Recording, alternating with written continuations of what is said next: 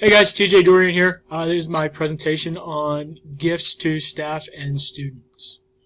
So when we're giving out these gifts, it's a part of being in school. You're supposed to, here at Harmon, we're the Hawks family.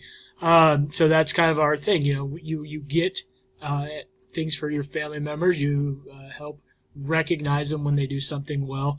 So that's just part of our atmosphere. It's just part of our business. Now, when we're doing that, when we're taking care of our family, it needs to happen in a way that is financially responsible as well as legally responsible.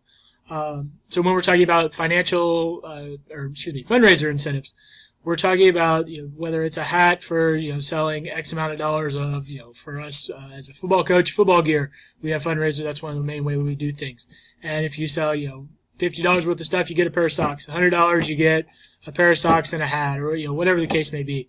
And those items, when they are rewarded back to the school, in our case specifically, it comes. It's already figured into the cost and everything from the fundraising company that we use, the outside company that we use. But if it were something that we were doing in-house, those items would have to be bought from the proceeds of the sales. And that's just kind of best practice or whatever for conducting those and providing for those incentives. Also, they should not favor one group over the other. They should be doled out equitably to those who are participating in the fundraiser first and foremost.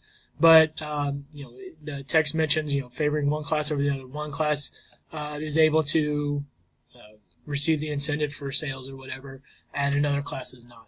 So making sure that everybody's kind of on the same playing field there. As far as continuing on, talking about special achievements for me with our football team, this is thinking about guys when they get varsity letters. That's something that we provide for the kids. It's they're literally pennies to do things like that.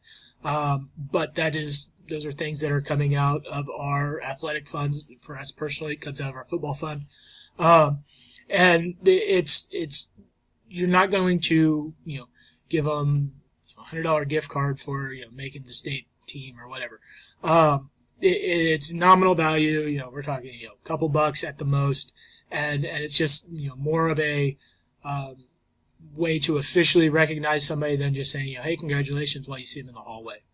But those funds, those monies for those different gifts or what have you, those need to come out of whatever group they are in. It needs to come from that part or from that group.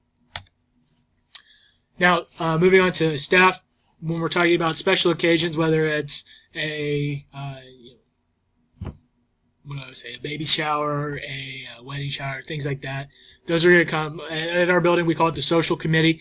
Those are the ones, or those are the people, the group that takes care of that for us at my building. And those funds need to be separate from the school funds or from the district funds. Those are things that they come from dues at the beginning of the year, where you pay $5 or $10 or whatever the case may be, and every year that the board of that committee needs to get together to discuss how much is left in the fund, how are they going to spend it, what are those things going to be spent on, where those money's going to be spent on, and just ensure that everything's being accounted for.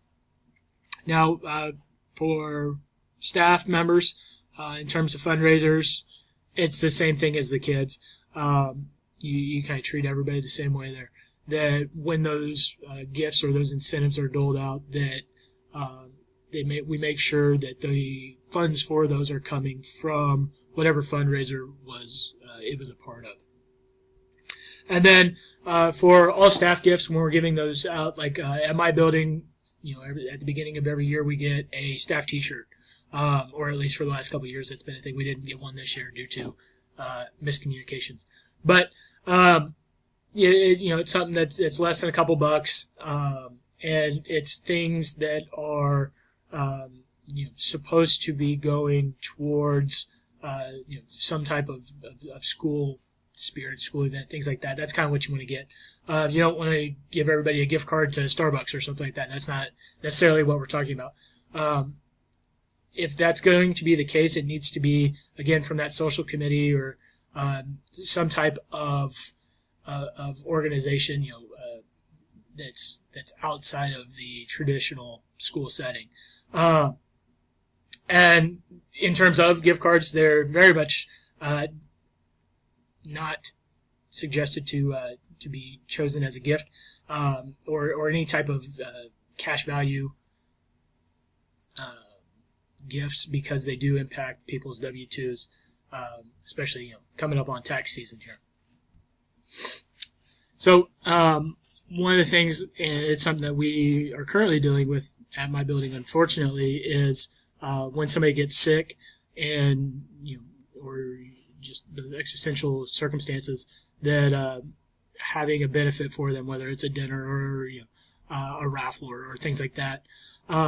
The text pretty much outlines that's not a good idea for the school to participate in as an organization. Not that the students shouldn't participate or the staff shouldn't participate on their own, but on the building-wide level, that is not something that it is recommending. The text is recommending that it recommends that you get outside organizations, whether it's a PTA, whether it's a church, whatever the case may be, that you utilize those outside supporting agencies, those community relationships, to make sure that we can get those things handled and support those people within our building.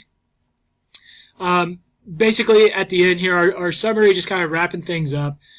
Make sure that when you're giving gifts, if it's coming out of the district funds, if it's coming out of the building funds, that it needs to be something that is school related. The best piece of advice I saw from the text was, ask yourself, is it something that the teachers are going to take with them? And if that's the case, then it is a personal gift. And, if it's a stapler, you expect the stapler to be left behind. If it is, a huge poster of themselves as, staff member of the month or whatever, then those are things that you expect them to take with them. So, pay for those accordingly, or take care of those things accordingly. And when we're talking about those incentives, we need to do our best to make sure that they are paid for from the fundraiser, and it recommended somewhere around like 5% as the max for any amount of incentives being used out of that. And then our PTAs, our booster clubs, for my specific school, our churches do a lot of work with us. So utilize those and help build that community spirit. Help let them help come in and kind of give us those extras and really take care of our staff. So hopefully you guys learned a little bit of something and enjoyed my presentation here. Thanks for watching.